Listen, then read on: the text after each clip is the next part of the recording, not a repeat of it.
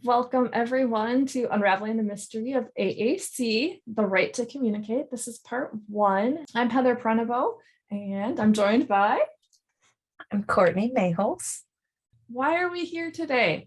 So we are going to give you some reasons, but we want to have you use the chat window there to let us know what brought you here today. So is any of these kind of sound like why you signed up? I've heard about AAC, but I'm not certain if it could help my client or my student or my child. Or I'm worried my child can talk, but they're not really easy to understand. Or I've heard that my child is too young to start using AAC. Or I don't know about AAC, but I'm not sure if the skills for using a speech generating device really kind of mesh with my client or my child. Oops. So A, B, C, D, or it could be other if you want to chat out. So you can let us know what brought you here today.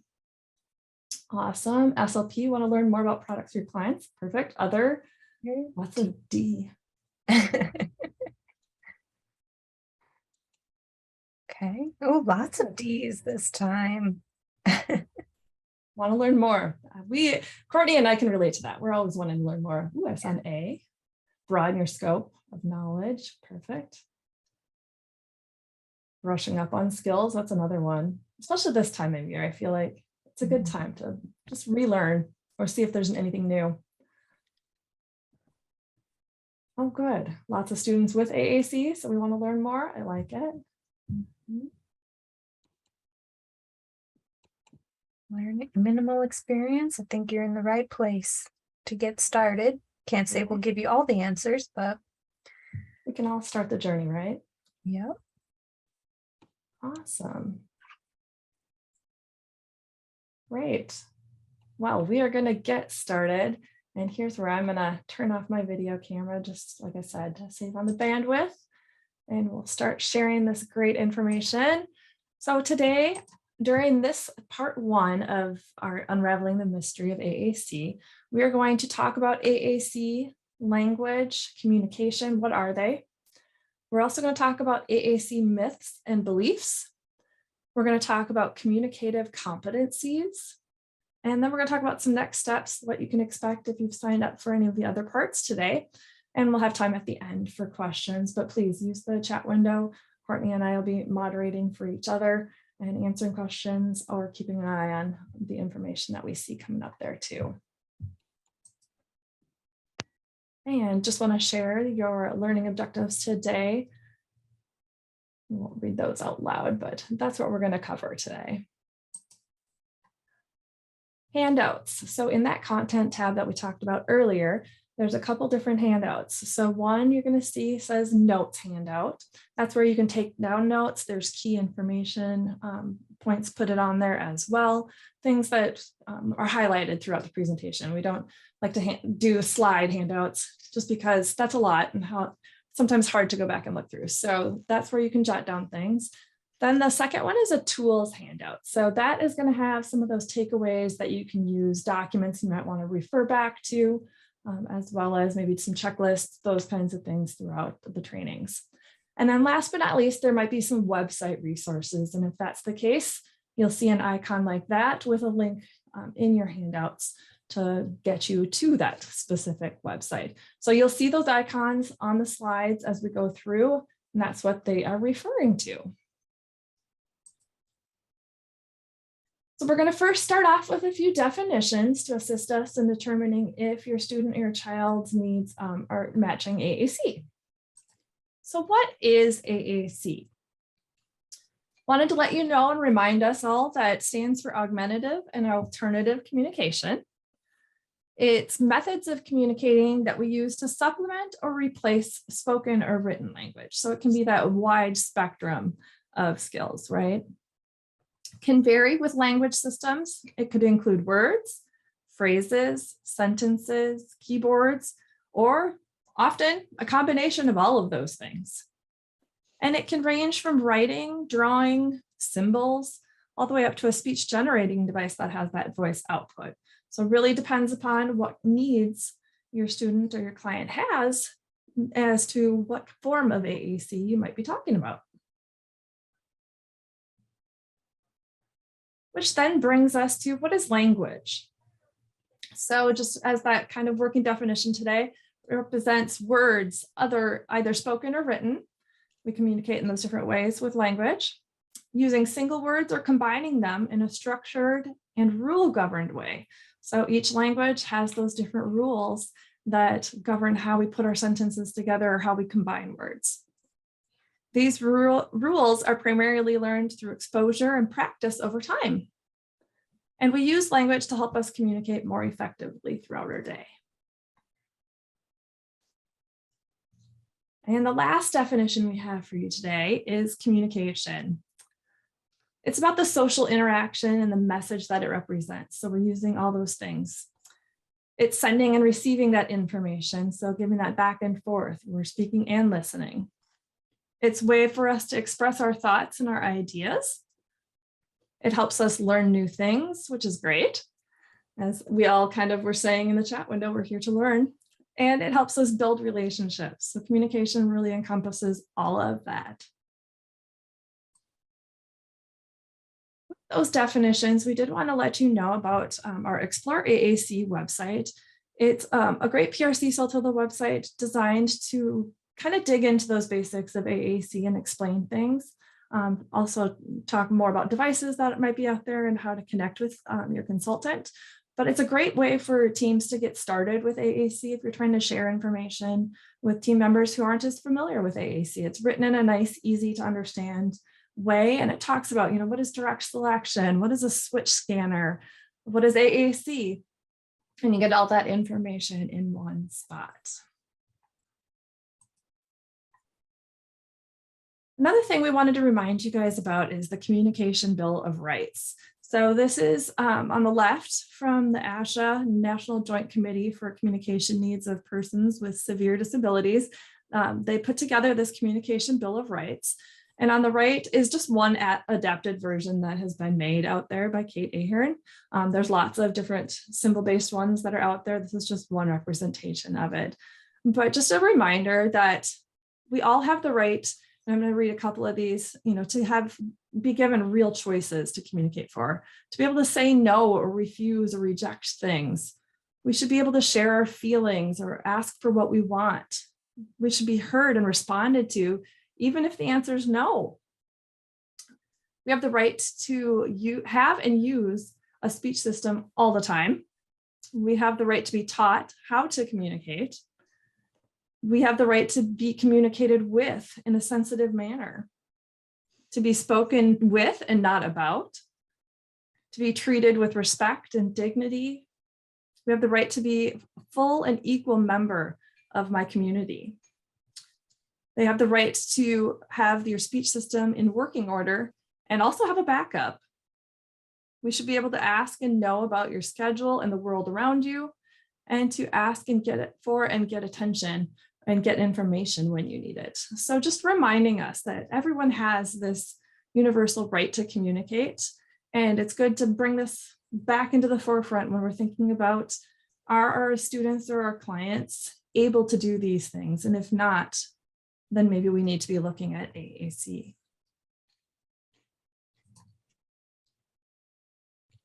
In your notes handout, there's a spot for this section to just jot down a little key takeaway. So our key takeaway from this section is that everyone has that right to communicate, either verbally, augmented to support them, or in an alternative format. And we want to keep that in mind as we are going through and thinking about the individuals that we work with and whether or not AAC is going to benefit them. So we'll give you a moment to jot that down, as well as if you have questions on that.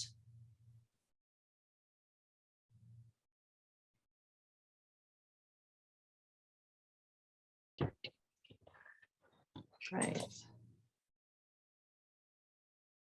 All right. Now we're going to move in to the myths and beliefs section. We just wanted to take a few minutes and talk about some of these things, since most of you are here to broaden your knowledge and learn more about AAC. And there continue to be a lot of myths and beliefs out there around AAC. So we want to put some of these issues to bed. So let's take a look at our first myth. And that is introducing AAC will reduce an individual's motivation to improve natural speech and will hinder language development, including development of social language skills. AAC should only be introduced after the ability to use natural speech has been completely ruled out. I want to know, I'm just so curious, how many of you have heard this? Type a yes into the chat window or why, all the time. I love it. Yes, yes, yes. Yeah, we hear this all the time, right? Often. Oh, we do have a no in there. That's good. Couple no's. That's good that maybe we're finally starting to I was make. going to say, we're slowly getting there. Unfortunately, though, we are still seeing the majority of yeses. Get it from parents a lot. That's interesting. A couple of people have commented on that. Great. Interesting perspectives. Yeah, so we do hear this all the time, but let's take a look at what the research tells us about whether or not this is true. So there have been many, many studies over the years that have really just set out to disprove this and have done a really good job. So we have this first study or several studies from, Miller and their colleagues in 2006 and in 1991. But really the crux of what those research studies found is that the use of AAC does not affect motivation to use natural speech and can in fact help improve natural speech when we focus on both of those things together. And I know, Heather probably has some stories. I know I have some stories to share, but any SLP or professional that's been there in AAC and been doing this for a while has some sort of anecdotal story to tell. And now we actually have the research to back it up. I know that I've had several clients in my private clinic days where they were using a lot of, what we used to call scripting or delayed echolalia, and they had these sentence starters and these phrases, and then we got them AAC systems, and it was like this light bulb went off where they had this moment of this aha moment, right? Where it was, oh, now I know what all this stuff coming out of my mouth was, right? Like it actually means something and I can match the word to this. And they had that visual support for language. And in fact, what we saw after that, after they got their device, was this takeoff in verbal skills. And eventually, I know at least one of them transitioned away from using the device. So it didn't hinder in any way their ability to speak. So the other research that we have there that we want to talk about is just more research that's specifically targeted, intervention for minimally verbal school-age children with autism or autistic children, and that use of that SGD increased that spontaneous output and the use of novel utterances. Again, my stories can support that. I know at least one of those children that I mentioned was autistic.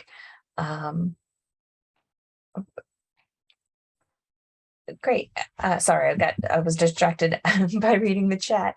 Yeah, and then AAC can really help decrease that frequency of challenging behaviors. So there's lots and lots of research out there that's really telling us that the use of AAC does not in any way impact the use of natural language.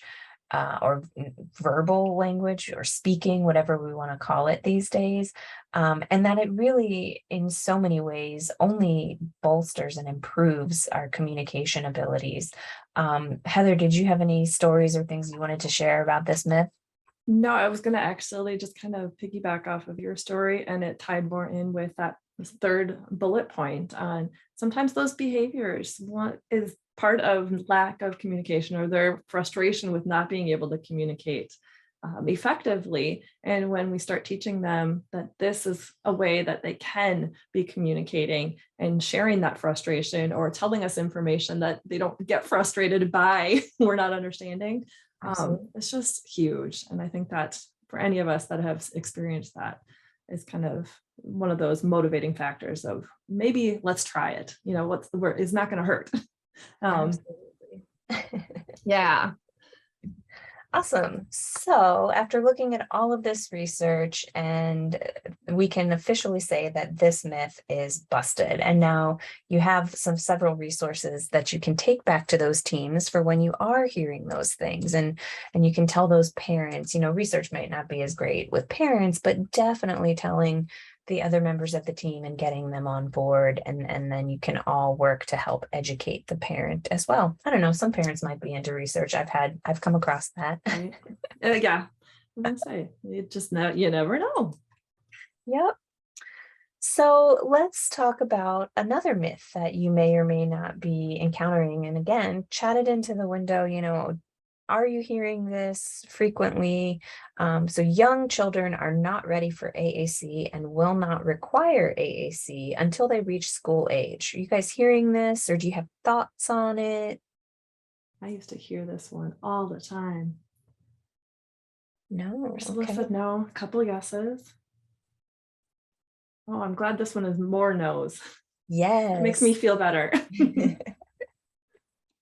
Wondering what an appropriate age to begin with AAC. So there are still some yeses, kind of, and usually tied to joint attention. Not hearing it often. Okay.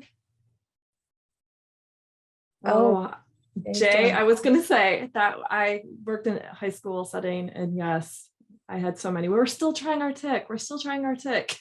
Yes. Yeah, I can relate. I worked in the same sort of setting as well. And it's frustrating.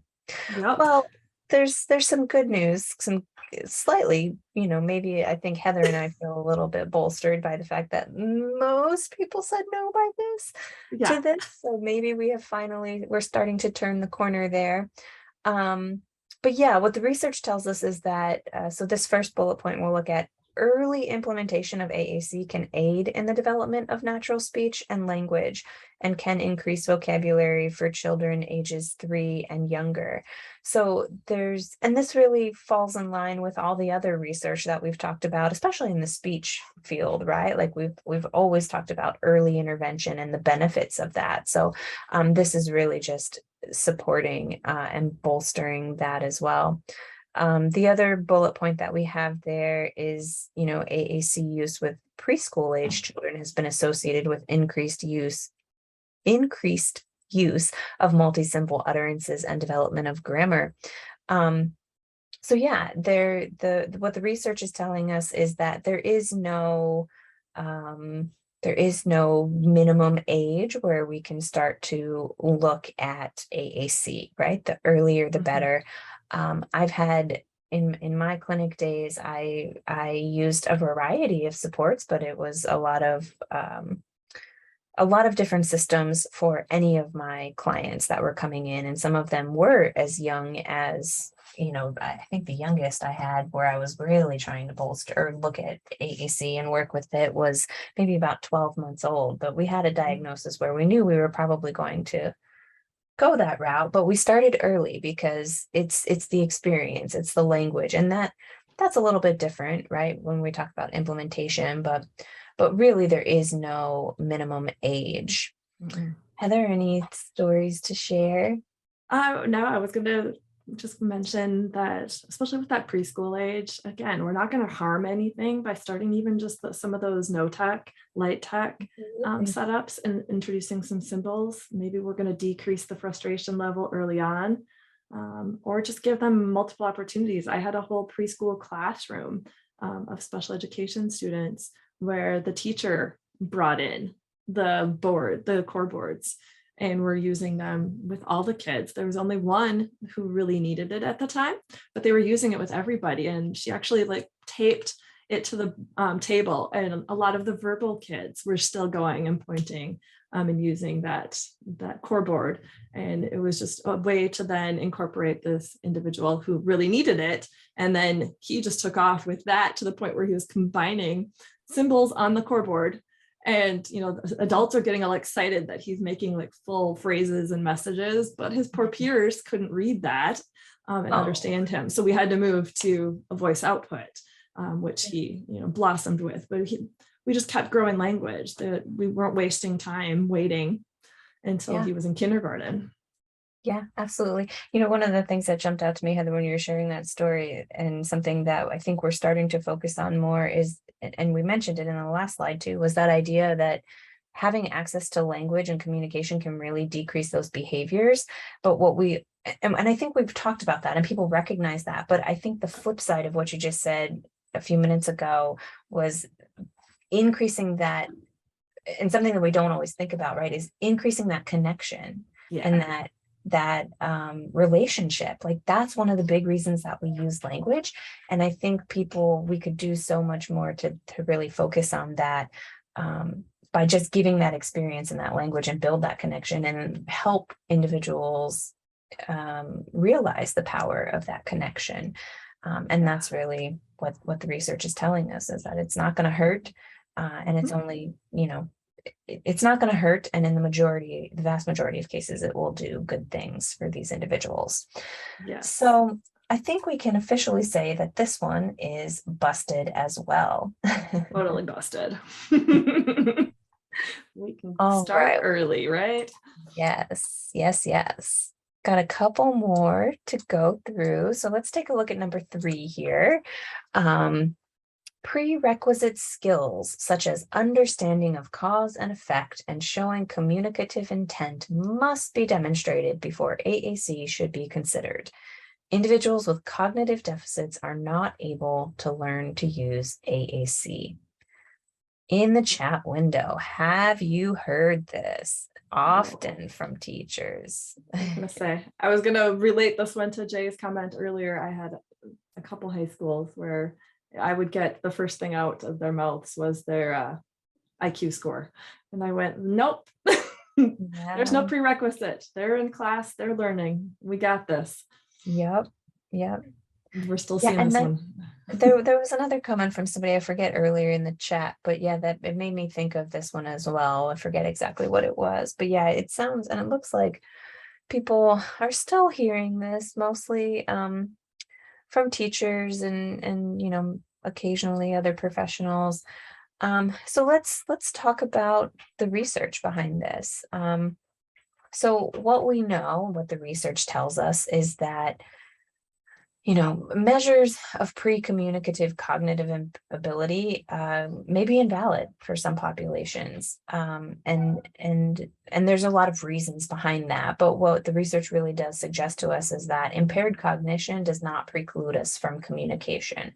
We are still communicating things regardless of our cognitive uh, abilities or skills, or however those are defined in within these tests.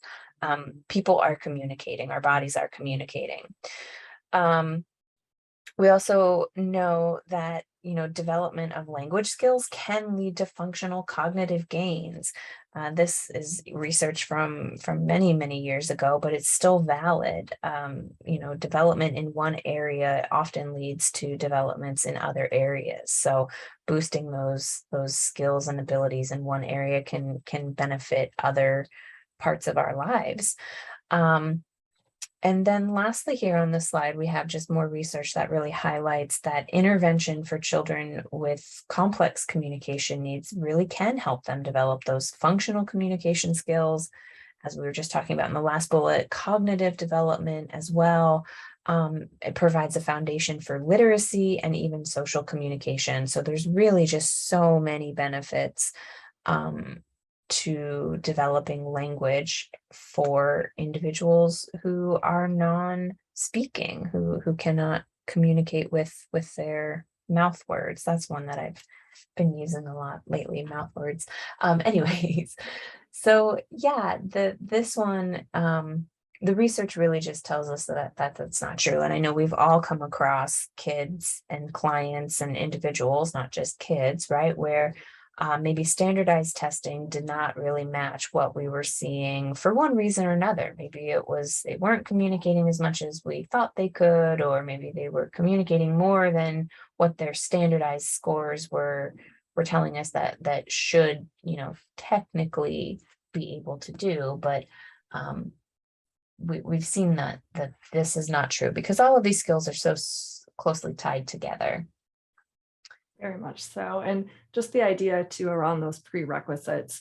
Unfortunately, I was still hearing a lot of, well, they're not really consistent with using symbols or pointing to the symbols on low tech. So they must not be ready for a high tech system. And I had the exact opposite interactions with many of the students I worked with, where once we were exploring some of the high tech systems, they had access to more words, and the voice output was another feedback form for them. So their vocab just kind of took off because they could hear it, they could see it, they get to interact with it with a variety of people. And it just really was beneficial. So even though they weren't consistently identifying symbols on a low-tech system, it didn't mean they couldn't or shouldn't try something else.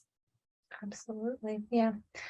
Yep, there are no prerequisites, right? I think we've all by now seen that meme that, prerequisites to AAC, breathing, they just have to be breathing for us to give They're them that here. exposure, give them that experience. Yeah, This one is busted. totally busted. And the cause and effect thing too. They don't have to master cause and effect to start trying AAC. Oh yeah, no, I mean, all of that, all of those prerequisites that people artificially put on there, right? That they have to understand that pushing that button means they communicate something, certainly it helps if they have that, but it's not a prerequisite even to just starting to introduce them to language and AAC. And I think that you hit the nail on the head there, Heather, that cause and effect and then the symbol recognition are the two big ones that we see, but we know that they're not true. So just a note here on, typical language development, knowing that there are no prerequisites to AAC. We don't have to be able to identify the symbols. We don't have to be able to demonstrate cause and effect before. And knowing that language skills and communication skills, and especially when we think about our individuals with complex communication needs, knowing that skills don't always develop sequentially, that there may be some splinter skills and things happening.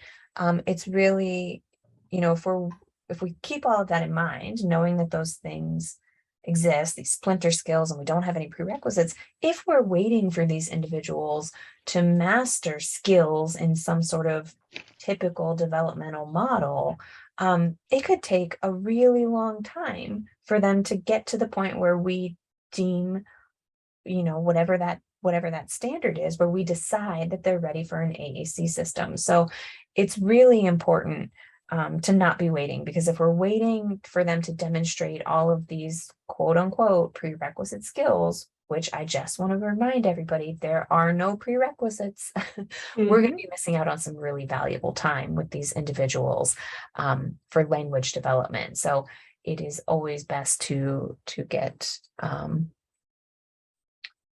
started.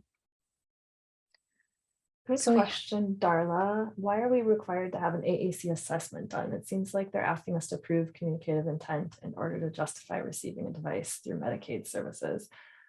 Good question. And are you going to be attending part 2 where we're talking about some assessment stuff? We'll kind of talk, okay, perfect. We will say that assessment is just due diligence of we're looking at all areas and making sure that we are trying different things to really find what works best and show some type of gain, whether it's communicative intent, whether it's more independence, whether it's even progress towards less modeling needed, those kinds of things.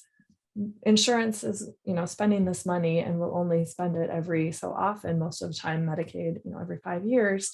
So they want to make sure that we're just not willy-nilly picking something off the shelf and saying this is going to work, because then too often, like a year later, somebody is like, well, this isn't working for them and we think it needs to be this, and wanting funds again. Yeah, and I would just add to that, it will be more apparent in parts 2 and 3 when we talk more about, I would say, I think what insurance really is looking for is not always communicative intent, but the fact that we have, as Heather said, done our due diligence to make sure that because there are differences between systems, vocabulary, and hardware and software, that we have picked the system that's going to be most appropriate. It's not necessarily on the individual, although some of it is. There is a certain desire to know that the thing is going to be used, but most of that I feel like falls on us, and we'll talk more about that in those other parts. But there's definitely no harm in getting started and exposing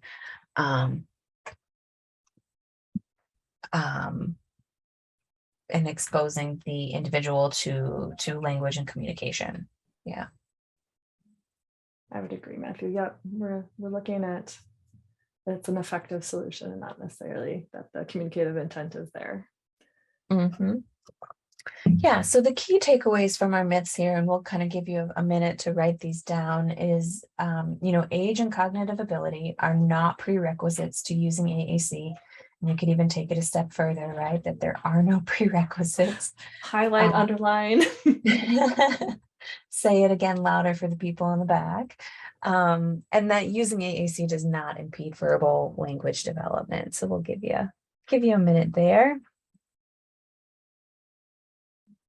Probably my favorite portion of the training is talking about no prerequisites. Let's get started. Yes. And when you said 12 months, I do recall we have that training for early intervention, and there is a video example, and I think he's like between 14 and 18 months in the video. And yeah, I can't even walk yet. And he is accessing words on a high-tech system and knocking it out of the park. So yeah, it's I didn't come across it super often, right, but there were a couple where I was like, I'm not going to wait to start this because it's only going to help them in the long run, whether they get verbal speech or not. At least we have some sort of system for communication in place. Yeah. Okay. Well, we're going to get to the next section on communicative competencies. So communicative competencies are looked at for a variety of reasons, and they can help guide us as we look at AAC options for those that we're working with. And it also can provide you with a framework for that writing those intervention goals afterwards. It can help with determining the effectiveness of the AAC tools that you're recommending or using. And we're not going to go too deeply into these, but we wanted to share them with you so that you can keep them in the back of your mind as you're doing that consideration process. And that's what we're looking at today with our series of trainings, is kind of this whole process of we're considering what is AAC, is our client or our student a good match, and then where do we go next? And so communicative competencies really can help with that. And here's just a couple of quotes about communicative competence to get us all on the same page. And here is Asha's definition of it. And I really like the idea here, and kind of when we were talking about highlighting, underlining, we want that to be the individual's ability to freely express ideas, thoughts, and feelings to a variety of listeners across contexts. So that idea that we should be able to communicate with a variety of people in a variety of settings for a variety of reasons. There are 5 areas that we consider when it comes to communicative competencies, and Janice Light broke them down into linguistic competence, operational competence, strategic competence, social competence, and this 5th one, some don't always look at as much, but it's in there, psychosocial or emotional competence. We might, just be looking at it now in the consideration process, but again, as we're looking further into things, especially that part 5, that motivation factor to communicate, could be the overarching thing to keep in mind. For some individuals, that's like that key driving force, and then we can hit those other ones. So let's look at each of those. The first one is linguistic. So this is the student's knowledge of language and symbols. We want to make note of what they have access to in your classroom, in their home. Do they use visual schedules? How are they using spoken or written language throughout the day? Knowledge of the ability, how we can use those. So when they start to realize that if I point to this symbol, or if I use sign language, to say more, that it has meaning. And so that those rules we talked about earlier for language kind of fall into place here. So when we're talking about linguistic competence, that's what we're talking about. And different systems are going to incorporate this, slightly differently. Next, we have operational competence. This is the technical aspects of AAC. It can include the motor skills, how they're going to access a system, how they might turn it on and off, the charging of a system or letting you know it needs to be charged. And it could be whether or not they can navigate pages independently or if they need partner assistance to get to other pages. So all of those real access technical portion of things is where we look at operational competence. Again, this might not be something you are thinking of when it comes to intervention goals, but especially as they get older, it might be something we want to look into putting it in. It might not be a written goal, but we want to start attacking. Do they know? And do they let you know that I need it to have it charged or it's not working properly? Do they need that assistance with that partner assisted scanning or partner assisted getting navigation to other pages? And maybe later on, they're not needing as much. Maybe we can start fading and scaffolding some of that out. Then we have strategic competence. This has to do with a variety of features available within the system to communicate in the most effective way possible. So do they use word prediction to generate words faster? Do they have some pre-done sentences to relay key information, like that emergency information, like where they live, that we need really quick? Yes, they can form and formulate that message, but sometimes we need it quick. So do they know where that is?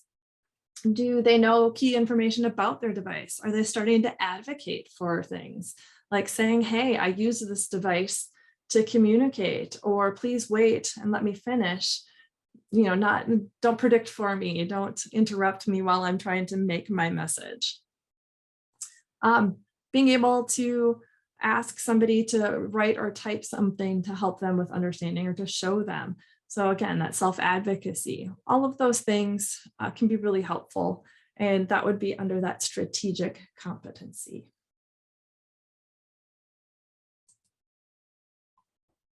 The next one is social competency. We want to take this into consideration. Do they know who to communicate with in different situations? Do they know how to gain somebody's attention?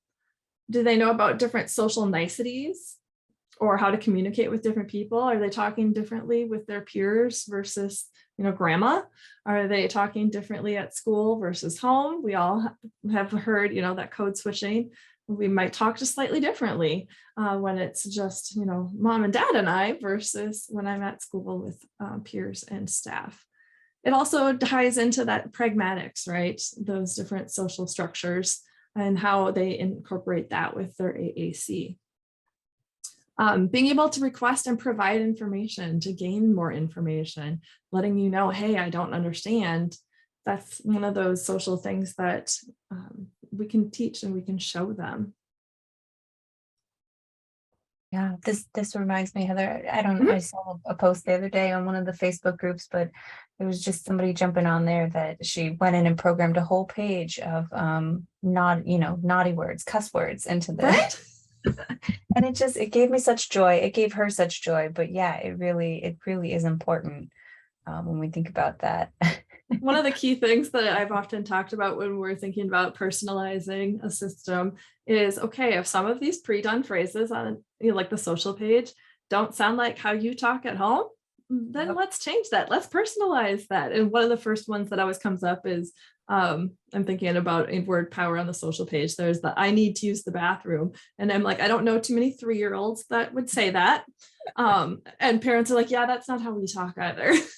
Well, then let's make it, meaningful so that you don't have this proper little kid. I mean, again, social niceties, but they're 3. I love that message from Jessica. We have a saying in our house, there are no bad words, just wrong times to use them. And it's important to learn which times are the right times. So Absolutely. true. So true. And these are the perfect times. Like one of those other things that we often hear, and Courtney, I'm sure you've had this happen, of like, oh, we don't want the word, like burp and fart on the device because they're just gonna, giggle and play with that. Well, we've all been in classrooms where kids are learning those words and use them inappropriately during the day. And what do? We talk about when it's socially appropriate and when it's not. Absolutely. Absolutely. Yeah. My sister-in-law is still mad at me for teaching my niece the word poopy. That came out a couple times inappropriately, but it's absolutely the same thing. Right? Individuals using AAC. Exactly. And I think when we think back to those original definitions too, where we want to have those relationships, and if they can't, talk and communicate with their peers in a similar fashion, then they're going to miss out on some of that. So, and then we have one last competency, and that is that psychosocial. And that has to do with the ability to handle communication breakdowns. How do we fix them? It can also be considering, are they motivated to communicate when they don't understand, or they just kind of let it go, shut down, never mind. I used to have a lot of those where, they'd start to give you that, I don't know, and then they were just like, never mind. So having that knowledge of when I don't understand and what to do, it's definitely an important competency, but usually comes later when a system's already in place and not necessarily during this consideration process. But like we mentioned before, we want to keep it in our mind during this process, because it could be helpful in trying to figure out what's motivating to them, what might be more efficient for them in their communication in one system over another when you're doing trials. If they have easier access for some of that, that might just be one of those things that you're kind of ruling in and ruling out. The other key thing, are they able to repair those breakdowns? And can we start to have less assistance with making those repairs with one system or another? And that could just be one of those things too, you're looking at during your trial process of, are they able to notice this and what do they do with it? Maybe initially they do need a lot of prompting or help figuring out, oh, you know what, Miss Courtney didn't understand you. Could you maybe use your talker and tell her with that? And so we can look at it in a variety of ways. Mm-hmm. And my favorite is the last bullet point about being resilient and persisting. So many, I think, of our unintelligible communicators, non-speaking, non-verbal, however they are looked at, just kind of figure, and nobody wants to understand. They can't understand me, and they don't persist. And so showing them that this is a way that we do want to understand, and here's a tool that might help. Yeah. And they've had such negative experiences oftentimes, right? It's been so difficult to be understood, so that they don't continue trying. And that's one of the pluses, right? If we jump on the AAC bandwagon early, is we can build those positive connections and have really good and strong psychosocial skills. I know that word. I have to slow myself down every time. We do have a couple links here for you. One is a web resource. You can access it from the saltillo.com website under the chat corner. It's AAC user abilities and AAC competencies. So it just explains those competencies and some examples in there. So it's just a great way, again, to kind of remind ourselves of these things and what we might be working on. And we linked it there for you in your handout. You can also find it on the RAST website, which is Resources for AAC Strategies and Tools. And you can go directly to them to get a copy of this as well. And then we also put together this list. It's kind of a checklist about the communicative competencies that you could be thinking about when you're looking at AAC with your student or your client, and looking at their current skills and like the future skills that we talked about, maybe trying to work towards. This is not an exhaustive list. There are empty slots on here, so you could write in other things. But for me, it's just nice to be able to look at and be like, oh yeah, we could be working on that. Or, oh, you know what? I never noticed, but he tends to show us like, oh, I need to turn this up. Great. That would be awesome. Yes, Marcy, the last website, I'm gonna go back to it. I can copy it and put it Copy it down in there. Perfect. Yeah, either on the chat corner or on the RAST resources. Good question. So And just keeping this in mind. Yeah, go ahead, Courtney. I was going to say, in this, you mentioned it's not exhaustive. It's also not a hierarchy, this list. Yes, thank you. That is a huge piece. This is not okay, we start with our operational skills and then we go here and then we go there. Nope. This is really just a reminder resource, in my opinion. And this is in your tools handout. There's a blank copy of that for you. I think it can be helpful when you get to that goal writing phase as well, about what are some of the things that we can be working on with them. Absolutely. So we are to our key takeaway from this section. All communicators, verbal or nonverbal, have the right to express their ideas, their thoughts, and their feelings with a variety of people in a variety of settings. I think if you wanted to shorten that, we should be able to communicate to anyone, anywhere, for any reason. I'm all about the Cliff Notes, right?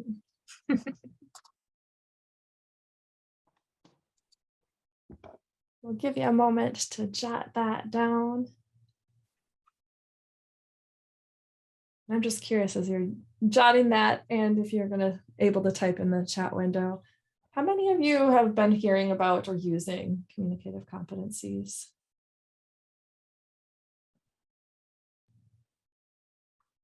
It's one of those I always heard about, but I didn't always necessarily use them. And one of those where I like, now looking back, right? Huge part of AAC Val, agree. So most people have heard about them. Some people are also using them. Helpful for goal writing. Yeah, Jessica. Good. I'm glad we were reminding you then that they're there and they can be helpful.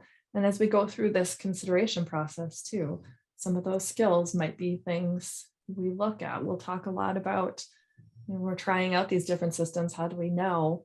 And maybe there's a couple of those communicative competencies that they did better, or we're seeing some progress. Maybe we're not necessarily seeing them, make sentences all by themselves independently in 4 weeks of a trial, but we saw this and this that we can use to help state, like, hey. Yeah, they're super valuable and for goal planning. I remember I had the client once that I saw him privately in a clinic setting, but I also happened to work in his middle school. Now, obviously, I wasn't his speech therapist in the middle school because of conflict of interest and all of that, but it was such an eye-opening experience for me because he had an accent that I had written the evaluation and gotten him this device privately through our clinic with Medicaid.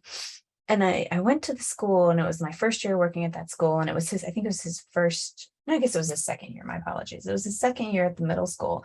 But going in their schedule for like getting off the bus and then going to get breakfast, he carried his own device and he carried his own tray. And he never did that in the clinic. And it was that moment where I went, oh, I have not been working on this, or like I haven't been, like they had clearly established that routine in the school, but it was not something that we had been doing clinically because of just the various settings, right? Like the way he came in, and I know his parents oftentimes would like carry the device for him. And it was just one of those eye-opening experiences when I went, like, that's my bad. We need to be focusing more on this. So it just was a good reminder for me to take a step back and think really about all of those skills. A good point. And that's why I like those kinds of sheets or checklists, is just because sometimes we just need that gentle reminder of like, oh, or you start to feel frustrated, like you're not seeing as much growth, or we're not seeing progress as quickly as we, hoped.